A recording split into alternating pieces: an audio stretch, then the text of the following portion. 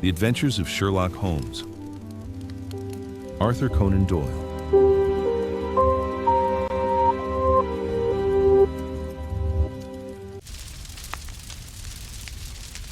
The Adventure of the Speckled Band.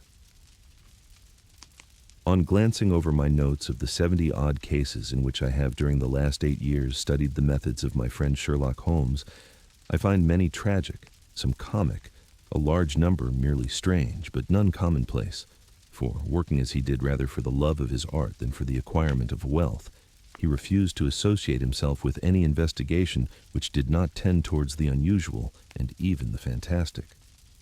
Of all these varied cases, however, I cannot recall any which presented more singular features than that which was associated with the well-known Surrey family of the Roylotts of Stoke Moran.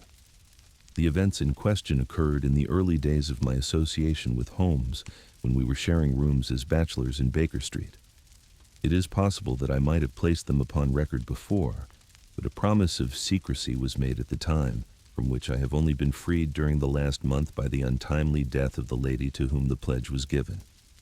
It is perhaps as well that the facts should now come to light, for I have reasons to know that there are widespread rumors as to the death of Grimesby Roylott, which tend to make the matter even more terrible than the truth. It was early in that I woke one morning to find Sherlock Holmes standing fully dressed by the side of my bed. He was a late riser, as a rule, and as the clock on the mantelpiece showed me that it was only 7:15, I blinked up at him in some surprise and perhaps just a little resentment, for I was myself regular in my habits. "Very sorry to knock you up, Watson," said he, "but it's the common lot this morning. Hudson has been knocked up," she retorted upon me, "and I on you." "What is it then? A fire?" "No, a client. It seems that a young lady has arrived in a considerable state of excitement who insists upon seeing me. She is waiting now in the sitting room. Now, when young ladies wander about the metropolis at this hour of the morning and knock sleepy people up out of their beds, I presume that it is something very pressing which they have to communicate. Should it prove to be an interesting case, you would, I am sure, wish to follow it from the outset. I thought, at any rate, that I should call you and give you the chance. My dear fellow, I would not miss it for anything. I had no keener pleasure than in following Holmes in his professional investigations and in admiring the rapid deductions, as swift as intuitions, and yet always founded on a logical basis with which he unraveled the problems which were submitted to him. I rapidly threw on my clothes and was ready in a few minutes to accompany my friend down to the sitting room. A lady dressed in black and heavily veiled, who had been sitting in the window, rose as we entered. "Good morning, madam," said Holmes cheerily. "My name is Sherlock Holmes. This is my intimate friend and associate, Watson, before whom you can speak as freely as before myself." "Ha! I am glad to see that Hudson has had the good sense to light the fire. Pray draw up to it, and I shall order you a cup of hot coffee, for I observe that you are shivering." "It is not cold which makes me shiver," said the woman in a low voice, changing her seat as requested. "What then?" "It is fear, Holmes. It is terror." She raised her veil as she spoke, and we could see that she was indeed in a pitiable state of agitation, her face all drawn and gray, with restless, frightened eyes, like those of some hunted animal. Her features and figure were those of a woman of 30, but her hair was shot with premature gray, and her expression was weary and haggard. Sherlock Holmes ran her over with one of his quick, all-comprehensive glances. "You must not fear," said he soothingly, bending forward and patting her forearm. "We shall soon set matters right, I have no doubt. You have come in by train this morning, I see. You know me, then?" "No, but I observed the second half of a return ticket in the palm of your left glove. You must have started early, and yet you had a good drive in a dog cart along heavy roads before you reached the station." The lady gave a violent start and stared in bewilderment at my companion. "There is no mystery, my dear madam," said he, smiling. "The left arm of your jacket is spattered with mud in no less than 7 places. The marks are perfectly fresh. There is no vehicle save a dog cart which throws up mud in that way, and then only when you sit on the left-hand side of the driver.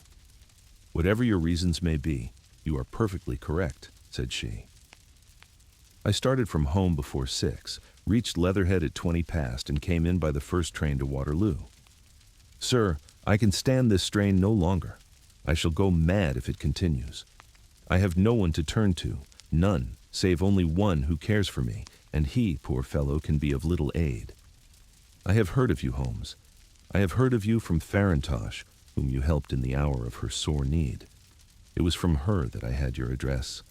Oh, sir, do you not think that you could help me too, and at least throw a little light through the dense darkness which surrounds me? At present it is out of my power to reward you for your services, but in a month or 6 weeks I shall be married, with the control of my own income, and then at least you shall not find me ungrateful. Holmes turned to his desk and, unlocking it, drew out a small case-book which he consulted. Farintosh, said he. Ah, yes, I recall the case. It was concerned with an opal tiara. I think it was before your time, Watson. I can only say, madam, that I shall be happy to devote the same care to your case as I did to that of your friend. As to reward, my profession is its own reward, but you are at liberty to defray whatever expenses I may be put to at the time which suits you best. And now I beg that you will lay before us everything that may help us in forming an opinion upon the matter. Alas, replied our visitor, the very horror of my situation lies in the fact that my fears are so vague, and my suspicions depend so entirely upon small points, which might seem trivial to another, that even he, to whom of all others I have a right to look for help and advice, looks upon all that I tell him about it as the fancies of a nervous woman. He does not say so, but I can read it from his soothing answers and averted eyes. But I have heard, Holmes, that you can see deeply into the manifold wickedness of the human heart. You may advise me how to walk amid the dangers which encompass me. I am all attention, madam. My name is Helen Stoner, and I am living with my stepfather, who is the last survivor of one of the oldest Saxon families in England, the Roylotts of Stoke Moran, on the western border of Surrey. Holmes nodded his head. The name is familiar to me, said he. The family was at one time among the richest in England, and the estates extended over the borders into Berkshire in the north and Hampshire in the west. In the last century, however, 4 successive heirs were of a dissolute and wasteful disposition, and the family ruin was eventually completed by a gambler in the days of the Regency. Nothing was left save a few acres of ground, and the 200-year-old house, which is itself crushed under a heavy mortgage. The last squire dragged out his existence there, living the horrible life of an aristocratic pauper. But his only son, my stepfather, seeing that he must adapt himself to the new conditions, obtained an advance from a relative, which enabled him to take a medical degree, and went out to Calcutta, where, by his professional skill and his force of character, he established a large practice. In a fit of anger, however, caused by some robberies which had been perpetrated in the house, he beat his native butler to death and narrowly escaped a capital sentence. As it was, he suffered a long term of imprisonment and afterwards returned to England a morose and disappointed man. When Roylott was in India, he married my mother, Stoner, the young widow of Major General Stoner of the Bengal Artillery. My sister Julia and I were twins, and we were only 2 years old at the time of my mother's remarriage.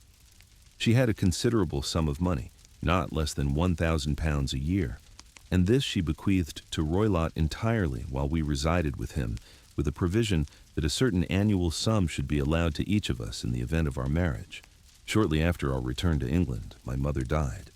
She was killed 8 years ago in a railway accident near Crewe. Roylott then abandoned his attempts to establish himself in practice in London and took us to live with him in the old ancestral house at Stoke Moran. The money which my mother had left was enough for all our wants, and there seemed to be no obstacle to our happiness. But a terrible change came over our stepfather about this time. Instead of making friends and exchanging visits with our neighbors, who had at first been overjoyed to see a Roylott of Stoke Moran back in the old family seat, he shut himself up in his house and seldom came out save to indulge in ferocious quarrels with whoever might cross his path. Violence of temper approaching to mania has been hereditary in the men of the family, and in my stepfather's case, it had, I believe, been intensified by his long residence in the tropics. A series of disgraceful brawls took place, 2 of which ended in the police court, until at last he became the terror of the village, and the folks would fly at his approach. For he is a man of immense strength and absolutely uncontrollable in his anger. Last week he hurled the local blacksmith over a parapet into a stream, and it was only by paying over all the money which I could gather together that I was able to avert another public exposure. He had no friends at all save the wandering gypsies, and he would give these vagabonds leave to encamp upon the few acres of bramble-covered land which represent the family estate, and would accept in return the hospitality of their tents, wandering away with them sometimes for weeks on end. He has a passion also for Indian animals, which are sent over to him by a correspondent, and he has at this moment a cheetah and a baboon, which wander freely over his grounds and are feared by the villagers almost as much as their master. You can imagine from what I say that my poor sister Julia and I had no great pleasure in our lives. No servant would stay with us, and for a long time we did all the work of the house. She was but 30 at the time of her death, and yet her hair had already begun to whiten, even as mine has. Your sister is dead, then? She died just 2 years ago, and it is of her death that I wish to speak to you. You can understand that, living the life which I have described, we were little likely to see anyone of our own age and position. We had, however, an aunt, my mother's maiden sister, Miss Honoria Westphale, who lives near Harrow, and we were occasionally allowed to pay short visits at this lady's house. Julia went there at Christmas 2 years ago, and met there a half-pay major of Marines to whom she became engaged. My stepfather learned of the engagement when my sister returned and offered no objection to the marriage, but within a fortnight of the day which had been fixed for the wedding, the terrible event occurred which has deprived me of my only companion. Sherlock Holmes had been leaning back in his chair with his eyes closed and his head sunk in a cushion, but he half opened his lids now and glanced across at his visitor. "Pray be precise as to details," said he. "It is easy for me to be so, for every event of that dreadful time is seared into my memory. The manor house is, as I have already said, very old, and only one wing is now inhabited. The bedrooms in this wing are on the ground floor, the sitting rooms being in the central block of the buildings. Of these bedrooms, the first is Roylott's, the second my sister's, and the third my own. There is no communication between them, but they all open out into the same corridor. Do I make myself plain? Perfectly so. The windows of the 3 rooms open out upon the lawn. That fatal night Roylott had gone to his room early, though we knew that he had not retired to rest, for my sister was troubled by the smell of the strong Indian cigars which it was his custom to smoke. She left her room, therefore, and came into mine, where she sat for some time, chatting about her approaching wedding. At 11 o'clock she rose to leave me, but she paused at the door and looked back. "Tell me, Helen," said she, "have you ever heard anyone whistle in the dead of the night?" "Never," said I. "I suppose that you could not possibly whistle yourself in your sleep?" "Certainly not." "But why?" "Because during the last few nights I have always, about 3 in the morning, heard a low, clear whistle.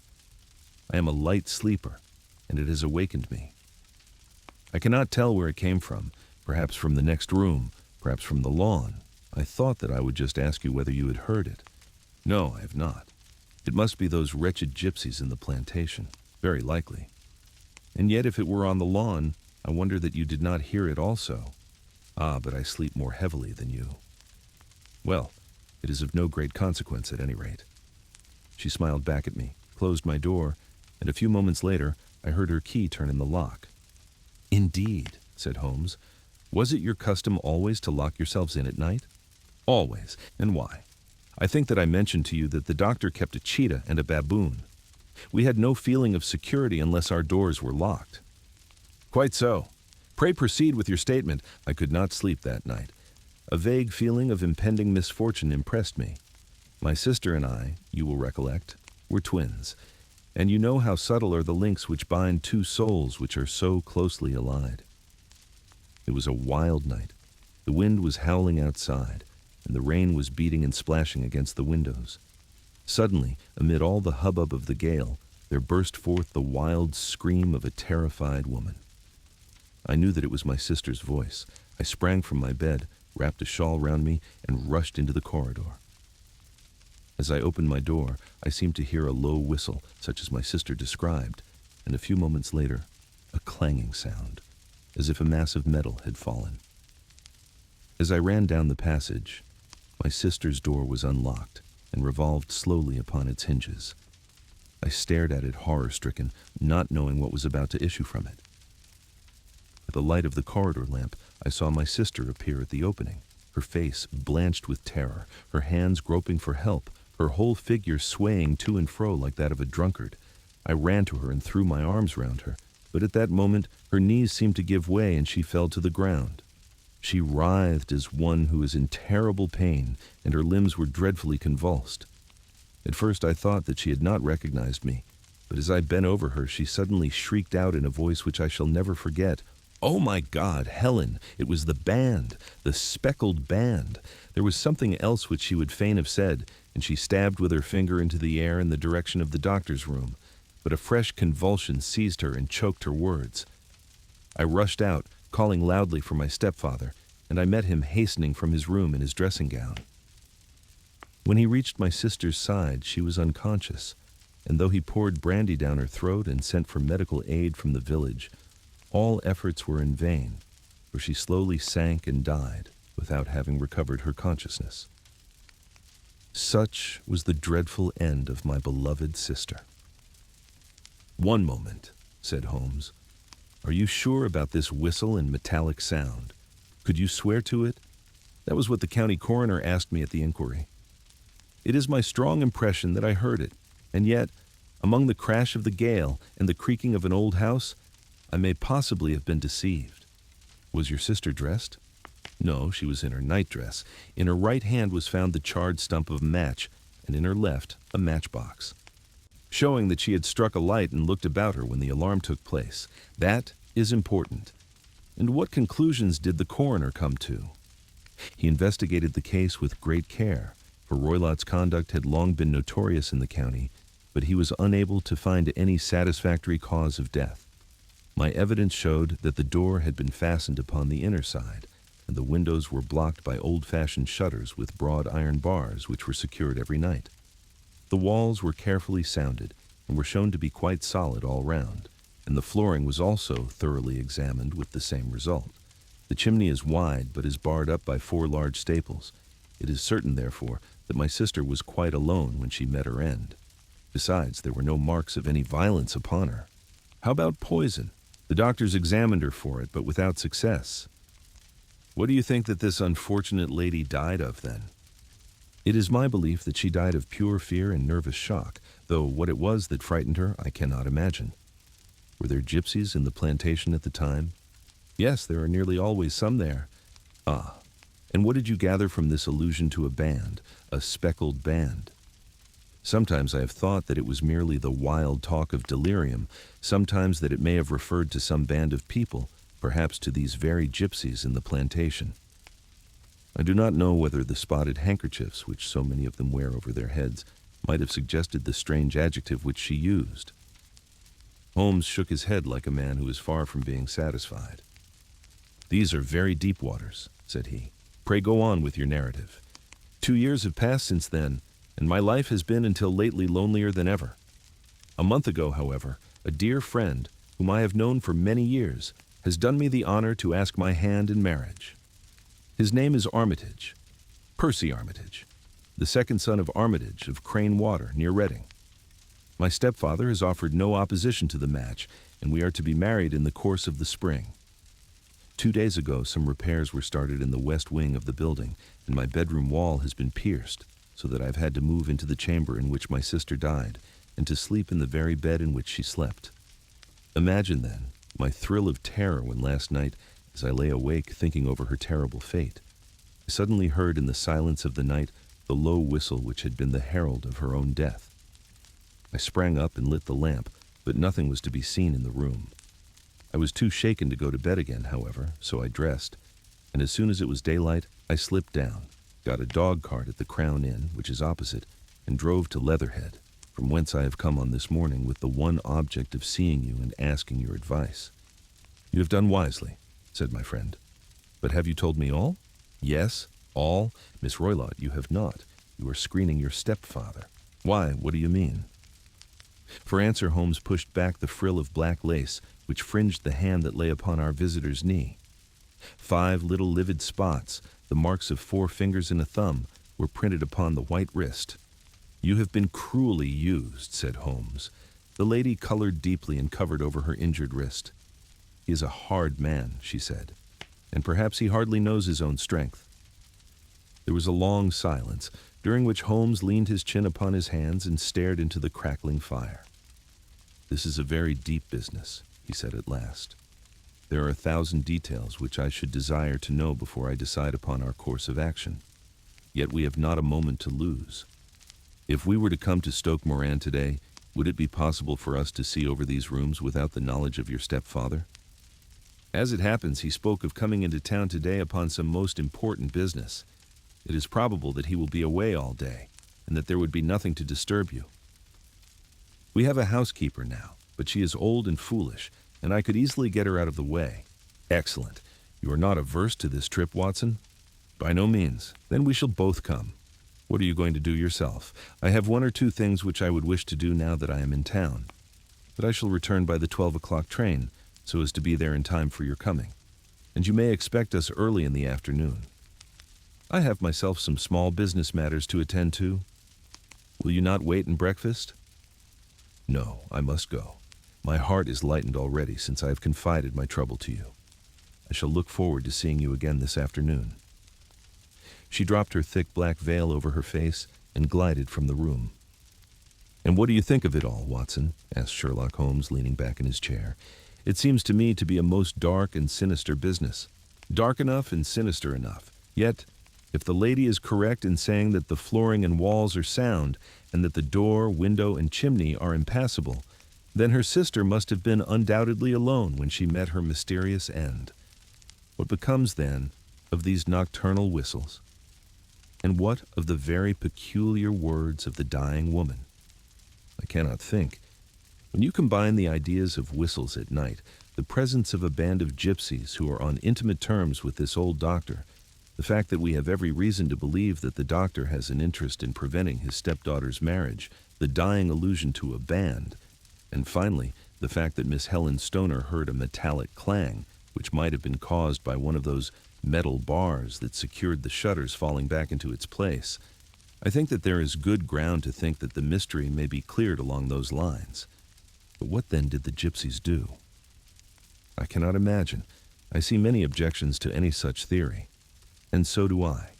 It is precisely for that reason that we are going to Stoke Moran this day. I want to see whether the objections are fatal, or if they may be explained away. But what in the name of the devil? The ejaculation had been drawn from my companion by the fact that our door had been suddenly dashed open and that a huge man had framed himself in the aperture.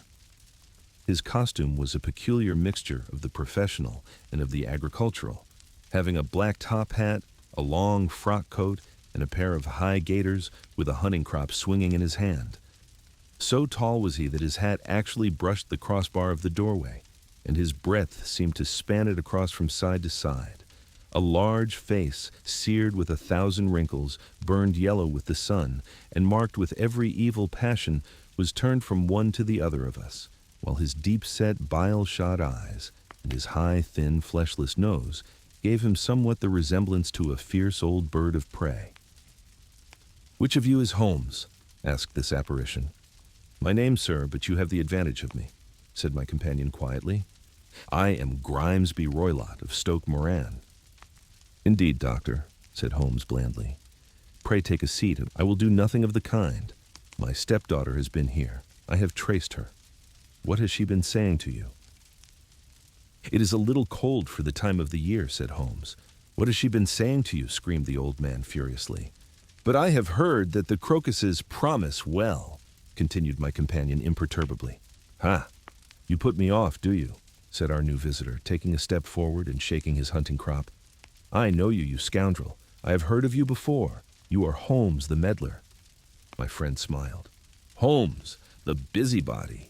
His smile broadened. "Holmes, the Scotland Yard Jack in office." Holmes chuckled heartily. "Your conversation is most entertaining," said he. "When you go out, close the door, for there is a decided draft. I will go when I have said my say. Don't you dare to meddle with my affairs. I know that Miss Stoner has been here. I traced her. I am a dangerous man to fall foul of. See here." He stepped swiftly forward, seized the poker, and bent it into a curve with his huge brown hands. "See that you keep yourself out of my grip," he snarled, and hurling the twisted poker into the fireplace, he strode out of the room. "He seems a very amiable person," said Holmes, laughing.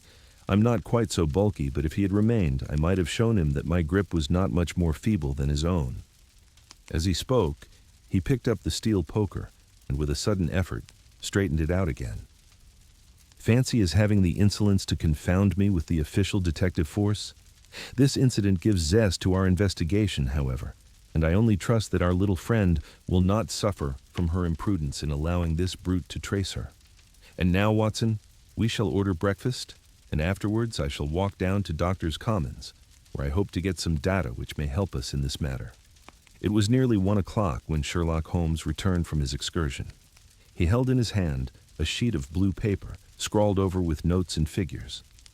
"I've seen the will of the deceased wife," said he. "To determine its exact meaning, I have been obliged to work out the present prices of the investments with which it is concerned. The total income, which at the time of the wife's death was little short of £1,100, is now, through the fall in agricultural prices, not more than £750. Each daughter can claim an income of £250 in case of marriage. It is evident, therefore, that if both girls had married, this beauty would have had a mere pittance, while even one of them would cripple him to a very serious extent. My morning's work has not been wasted, since it is proved that he has the very strongest motives for standing in the way of anything of the sort. And now, Watson, this is too serious for dawdling, especially as the old man is aware that we are interesting ourselves in his affairs. So if you are ready, we shall call a cab and drive to Waterloo. I should be very much obliged if you would slip your revolver into your pocket. And Ely's, too, is an excellent argument with gentlemen who can twist steel pokers into knots. That and a toothbrush are, I think, all that we need." At Waterloo, we were fortunate in catching a train for Leatherhead, where we hired a trap at the station inn and drove for 4 or 5 miles through the lovely Surrey lanes. It was a perfect day, with a bright sun and a few fleecy clouds in the heavens. The trees and wayside hedges were just throwing out their first green shoots, and the air was full of the pleasant smell of the moist earth. To me, at least, there was a strange contrast between the sweet promise of the spring and this sinister quest upon which we were engaged. My companion sat in the front of the trap, his arms folded, his hat pulled down over his eyes, and his chin sunk upon his breast, buried in the deepest thought. Suddenly, however, he started, tapped me on the shoulder, and pointed over the meadows. "Look there," said he. A heavily timbered park stretched up in a gentle slope, thickening into a grove at the highest point. From amid the branches there jutted out the gray gables and high roof tree of a very old mansion. "Stoke Moran?" said he. "Yes, sir, that be the house of Grimesby Roylott," remarked the driver. "There is some building going on there," said Holmes. "That is where we are going." "There's the village," said the driver, pointing to a cluster of roofs some distance to the left. "But if you want to get to the house, you'll find it shorter to get over this stile, and so by the footpath over the fields. There it is, where the lady is walking, and the lady, I fancy, is Miss Stoner," observed Holmes, shading his eyes. "Yes, I think we had better do as you suggest." We got off, paid our fare, and the trap rattled back on its way to Leatherhead. "I thought it as well," said Holmes as we climbed the stile, "that this fellow should think we had come here as architects or on some definite business. It may stop his gossip." "Good afternoon, Miss Stoner. You see that we have been as good as our word." Our client of the morning had hurried forward to meet us with a face which spoke her joy. "I have been waiting so eagerly for you," she cried, shaking hands with us warmly. "All has turned out splendidly. Roylott has gone to town, and it is unlikely that he will be back before evening." "We have had the pleasure of making the doctor's acquaintance," said Holmes, and in a few words he sketched out what had occurred. Miss Stoner turned white to the lips as she listened. "Good heavens!" she cried. "He has followed me, then?" "So it appears. He is so cunning that I never know when I am safe from him. What will he say when he returns? He must guard himself, for he may find that there is someone more cunning than himself upon his track. You must lock yourself up from him tonight. If he is violent, we shall take you away to your aunt's at Harrow. Now, we must make the best use of our time, so kindly take us at once to the rooms which we are to examine." The building was of gray lichen-blotched stone, with a high central portion and two curving wings like the claws of a crab, thrown out on each side. In one of these wings, the windows were broken and blocked with wooden boards, while the roof was partly caved in, a picture of ruin. The central portion was in little better repair, but the right-hand block was comparatively modern, and the blinds in the windows, with the blue smoke curling up from the chimneys, showed that this was where the family resided. Some scaffolding had been erected against the end wall, and the stonework had been broken into, but there were no signs of any workmen at the moment of our visit. Holmes walked slowly up and down the ill-trimmed lawn and examined with deep attention the outsides of the windows. "This, I take it, belongs to the room in which you used to sleep, the center one to your sisters, and the one next to the main building to Roylott's chamber?" "Exactly so, but I'm now sleeping in the middle one. Pending the alterations, as I understand. By the way, there does not seem to be any very pressing need for repairs at that end wall." "There were none. I believe that it was an excuse to move me from my room." "Ah, that is suggestive. Now, on the other side of this narrow wing runs the corridor from which these three rooms open. There are windows in it, of course?" "Yes, but very small ones, too narrow for anyone to pass through. As you both locked your doors at night, your rooms were unapproachable from that side. Now, would you have the kindness to go into your room and bar your shutters?"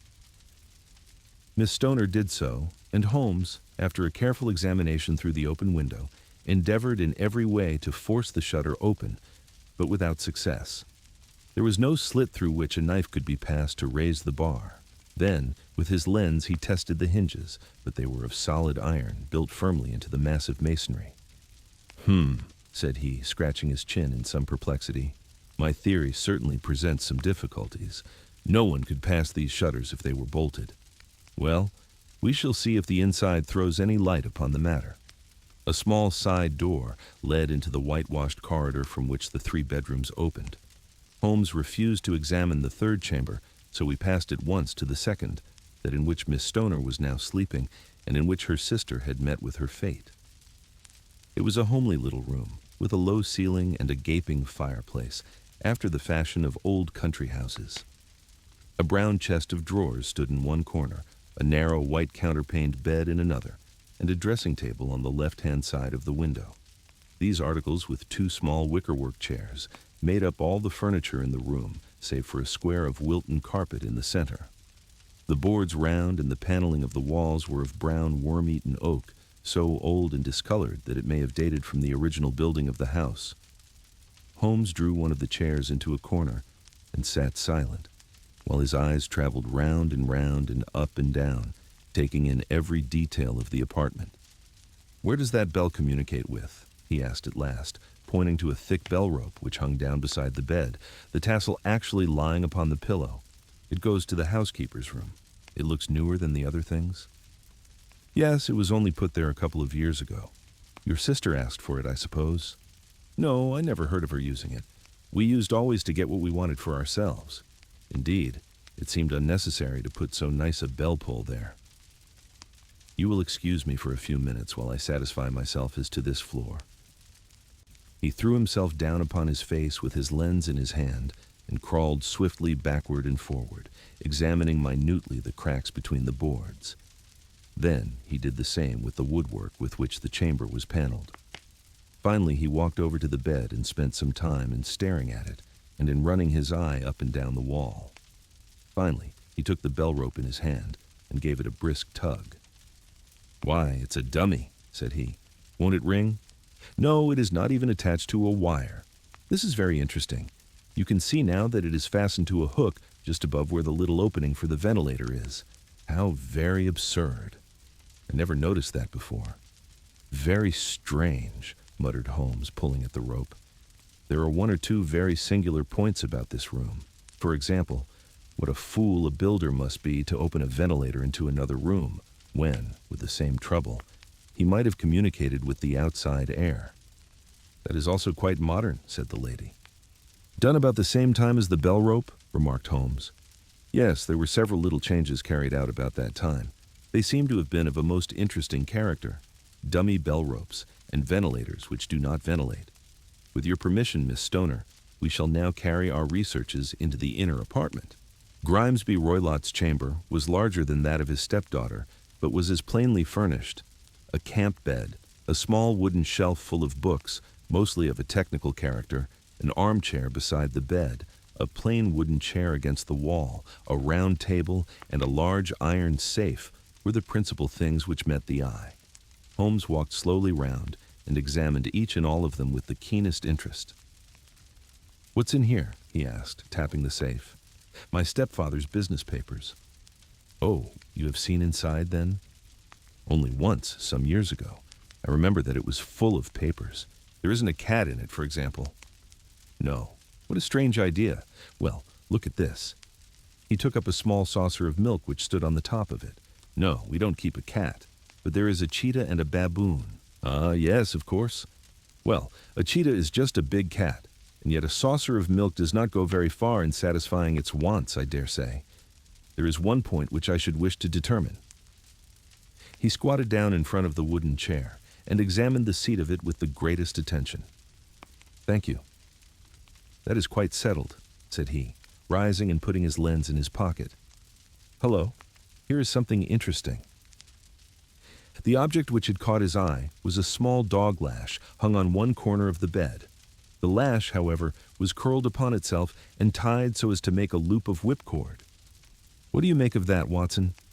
"It's a common enough lash, but I don't know why it should be tied." "That is not quite so common, is it?" "Ah, me! It's a wicked world, and when a clever man turns his brains to crime, it is the worst of all. I think that I have seen enough now, Miss Stoner, and with your permission we shall walk out upon the lawn." I had never seen my friend's face so grim, or his brow so dark as it was when we turned from the scene of this investigation. We had walked several times up and down the lawn, neither Miss Stoner nor myself liking to break in upon his thoughts before he roused himself from his reverie. "It is very essential, Miss Stoner," said he, "that you should absolutely follow my advice in every respect." "I shall most certainly do so. The matter is too serious for any hesitation. Your life may depend upon your compliance. I assure you that I am in your hands. In the first place, both my friend and I must spend the night in your room." Both Miss Stoner and I gazed at him in astonishment. "Yes, it must be so." "Let me explain. I believe that is the village inn over there?" "Yes, that's the Crown." "Very good. Your windows would be visible from there?" "Certainly. You must confine yourself to your room on pretense of a headache when your stepfather comes back. Then, when you hear him retire for the night, you must open the shutters of your window, undo the hasp, put your lamp there as a signal to us, and then withdraw quietly with everything which you are likely to want into the room which you used to occupy. I have no doubt that, in spite of the repairs, you could manage there for one night." "Oh yes, easily. The rest you will leave in our hands. But what will you do? We shall spend the night in your room, and we shall investigate the cause of this noise which has disturbed you. I believe, Holmes, that you have already made up your mind," said Miss Stoner, laying her hand upon my companion's sleeve. "Perhaps I have. Then, for pity's sake, tell me what was the cause of my sister's death. I should prefer to have clearer proofs before I speak. You can at least tell me whether my own thought is correct, and if she died from some sudden fright." "No, I do not think so. I think that there was probably some more tangible cause. And now, Miss Stoner, we must leave you, for if Roylott returned and saw us, our journey would be in vain. Goodbye, and be brave. For if you will do what I have told you, you may rest assured that we shall soon drive away the dangers that threaten you." Sherlock Holmes and I had no difficulty in engaging a bedroom and sitting room at the Crown Inn. They were on the upper floor, and from our window we could command a view of the avenue gate and of the inhabited wing of Stoke Moran Manor House. At dusk, we saw Grimesby Roylott drive past, his huge form looming up beside the little figure of the lad who drove him. The boy had some slight difficulty in undoing the heavy iron gates, and we heard the hoarse roar of the doctor's voice and saw the fury with which he shook his clenched fists at him. The trap drove on, and a few minutes later we saw a sudden light spring up among the trees, as the lamp was lit in one of the sitting rooms. "Do you know, Watson," said Holmes as we sat together in the gathering darkness, "I have really some scruples as to taking you tonight. There is a distinct element of danger." Can I be of assistance? Your presence might be invaluable. Then I shall certainly come. It is very kind of you. You speak of danger. You have evidently seen more in these rooms than was visible to me. No, but I fancy that I may have deduced a little more. I imagine that you saw all that I did. I saw nothing remarkable save the bell rope, and what purpose that could answer, I confess, is more than I can imagine. You saw the ventilator too? Yes, but I do not think that it is such a very unusual thing to have a small opening between two rooms. It was so small that a rat could hardly pass through. I knew that we should find a ventilator before ever we came to Stoke Moran. My dear Holmes. Oh, yes, I did. You remember in her statement she said that her sister could smell Roylott's cigar. Now, of course, that suggested at once that there must be a communication between the two rooms. It could only be a small one, or it would have been remarked upon at the coroner's inquiry. I deduced a ventilator. But what harm can there be in that? Well, there is at least a curious coincidence of dates. A ventilator is made, a cord is hung, and a lady who sleeps in the bed dies. Does not that strike you? I cannot as yet see any connection. Did you observe anything very peculiar about that bed? No, it was clamped to the floor. Did you ever see a bed fastened like that before? I cannot say that I have. The lady could not move her bed. It must always be in the same relative position to the ventilator and to the rope, or so we may call it, since it was clearly never meant for a bell pull. Holmes, I cried, I seem to see dimly what you are hinting at. We are only just in time to prevent some subtle and horrible crime. Subtle enough and horrible enough. When a doctor does go wrong, he is the first of criminals. He has nerve, and he has knowledge. Palmer and Pritchard were among the heads of their profession. This man strikes even deeper. But I think, Watson, that we shall be able to strike deeper still. But we shall have horrors enough before the night is over. For goodness sake, let us have a quiet pipe and turn our minds for a few hours to something more cheerful. About 9 o'clock, the light among the trees was extinguished, and all was dark in the direction of the manor house. 2 hours passed slowly away, and then, suddenly, just at the stroke of 11, a single bright light shone out right in front of us. That is our signal, said Holmes, springing to his feet. It comes from the middle window. As we passed out, he exchanged a few words with the landlord, explaining that we were going on a late visit to an acquaintance, and that it was possible that we might spend the night there. A moment later, we were out on the dark road, a chill wind blowing in our faces, and one yellow light twinkling in front of us through the gloom to guide us on our somber errand. There was little difficulty in entering the grounds, for unrepaired breaches gaped in the old park wall. Making our way among the trees, we reached the lawn, crossed it, and were about to enter through the window when out from a clump of laurel bushes there darted what seemed to be a hideous and distorted child, who threw itself upon the grass with writhing limbs and then ran swiftly across the lawn into the darkness. "My God," I whispered, "did you see it?" Holmes was for the moment as startled as I. His hand closed like a vice upon my wrist in his agitation. Then he broke into a low laugh and put his lips to my ear. "It is a nice household," he murmured. "That is the baboon." I had forgotten the strange pets which the doctor affected. There was a cheetah, too. Perhaps we might find it upon our shoulders at any moment. I confess that I felt easier in my mind when, after following Holmes's example and slipping off my shoes, I found myself inside the bedroom. My companion noiselessly closed the shutters, moved the lamp onto the table, and cast his eyes round the room. All was as we had seen it in the daytime. Then, creeping up to me and making a trumpet of his hand, he whispered into my ear again so gently that it was all that I could do to distinguish the words. The least sound would be fatal to our plans. I nodded to show that I had heard. We must sit without light. He would see it through the ventilator. I nodded again. "Do not go asleep. Your very life may depend upon it. Have your pistol ready in case we should need it. I will sit on the side of the bed, and you in that chair." I took out my revolver and laid it on the corner of the table. Holmes had brought up a long, thin cane, and this he placed upon the bed beside him. By it, he laid the box of matches and the stump of a candle. Then he turned down the lamp, and we were left in darkness. How shall I ever forget that dreadful vigil?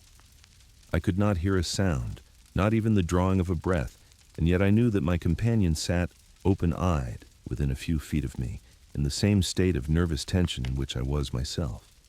The shutters cut off the least ray of light, and we waited in absolute darkness. From outside came the occasional cry of a night bird, and once at our very window, a long-drawn cat-like whine, which told us that the cheetah was indeed at liberty. Far away we could hear the deep tones of the parish clock, which boomed out every quarter of an hour. How long they seemed, those quarters. 12 struck, and 1 and 2 and 3, and still we sat waiting silently for whatever might befall. Suddenly there was the momentary gleam of a light up in the direction of the ventilator, which vanished immediately, but was succeeded by a strong smell of burning oil and heated metal. Someone in the next room had lit a dark lantern. I heard a gentle sound of movement, and then all was silent once more, though the smell grew stronger. For half an hour I sat with straining ears. Then suddenly another sound became audible, a very gentle, soothing sound, like that of a small jet of steam escaping continually from a kettle. The instant that we heard it, Holmes sprang from the bed, struck a match, and lashed furiously with his cane at the bell pull. "You see it, Watson?" he yelled. "You see it?" But I saw nothing. At the moment when Holmes struck the light, I heard a low, clear whistle, but the sudden glare flashing into my weary eyes made it impossible for me to tell what it was at which my friend lashed so savagely. I could, however, see that his face was deadly pale and filled with horror and loathing. He had ceased to strike and was gazing up at the ventilator when suddenly there broke from the silence of the night the most horrible cry to which I have ever listened. It swelled up louder and louder, a hoarse yell of pain and fear and anger, all mingled in the one dreadful shriek. They say that away down in the village, and even in the distant parsonage, that cry raised the sleepers from their beds. It struck cold to our hearts, and I stood gazing at Holmes and he at me, until the last echoes of it had died away into the silence from which it rose. "What can it mean?" I gasped. "It means that it is all over," Holmes answered, "and perhaps, after all, it is for the best. Take your pistol, and we will enter Roylott's room." With a grave face, he lit the lamp and led the way down the corridor. Twice he struck at the chamber door without any reply from within. Then he turned the handle and entered, I at his heels, with the cocked pistol in my hand. It was a singular sight which met our eyes. On the table stood a dark lantern with the shutter half open, throwing a brilliant beam of light upon the iron safe, the door of which was ajar. Beside this table, on the wooden chair, sat Grimesby Roylott, clad in a long gray dressing gown, his bare ankles protruding beneath, and his feet thrust into red heelless Turkish slippers. Across his lap lay the short stock with the long lash which we had noticed during the day. His chin was cocked upward, and his eyes were fixed in a dreadful, rigid stare at the corner of the ceiling. Round his brow he had a peculiar yellow band, with brownish speckles, which seemed to be bound tightly round his head. As we entered, he made neither sound nor motion. "The band, the speckled band," whispered Holmes. I took a step forward. In an instant, his strange headgear began to move, and there reared itself from among his hair the squat, diamond-shaped head and puffed neck of a loathsome serpent.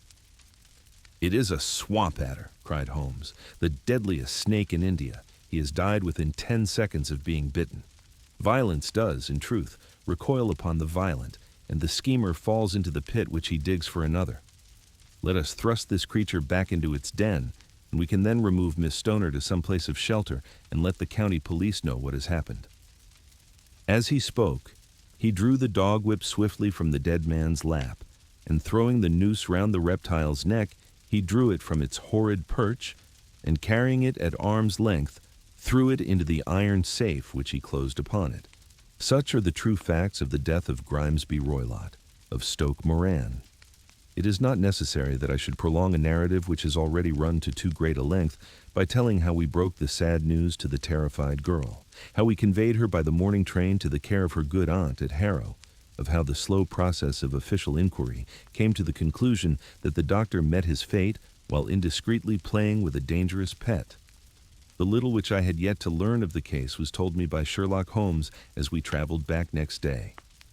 "I had," said he, "come to an entirely erroneous conclusion which shows, my dear Watson, how dangerous it always is to reason from insufficient data. The presence of the gypsies, and the use of the word band, which was used by the poor girl, no doubt, to explain the appearance which she had caught a hurried glimpse of by the light of her match, were sufficient to put me upon an entirely wrong scent. I can only claim the merit that I instantly reconsidered my position, when, however, it became clear to me that whatever danger threatened an occupant of the room could not come either from the window or the door.